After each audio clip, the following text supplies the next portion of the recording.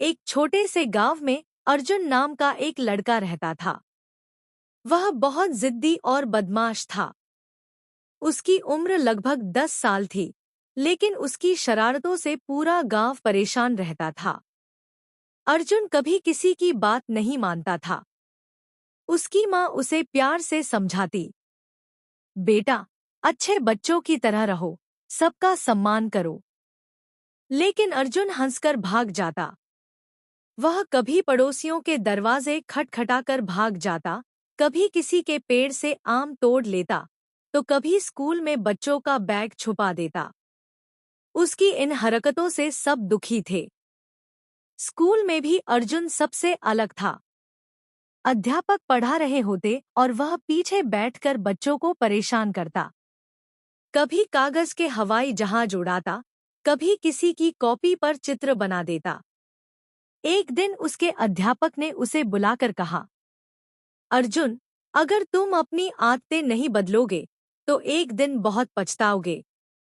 लेकिन अर्जुन ने ध्यान नहीं दिया। एक शाम गांव में मेले का आयोजन हुआ। पूरे गांव में खुशी का माहौल था। बच्चे झूले झूल रहे थे, मिठाइयाँ खा रहे थे और खेल खेल रहे थे। अर्जुन भी अपने दोस्तों के साथ मेले में गया। वहां उसने शरारत करने की सोची। उसने एक दुकानदार की मिठाई की दुकान के पीछे पटाखा जला दिया। पटाखा फूटते ही लोग डर गए।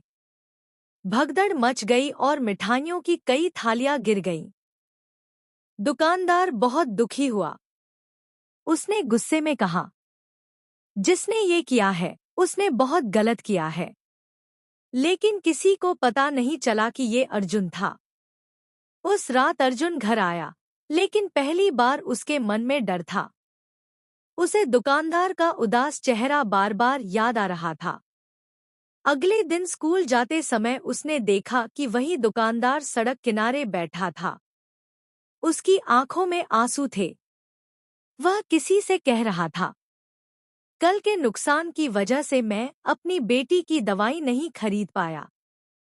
यह सुनकर अर्जुन का दिल कांप गया। उसे अपनी गलती का एहसास होने लगा। पूरे दिन वह उदास रहा।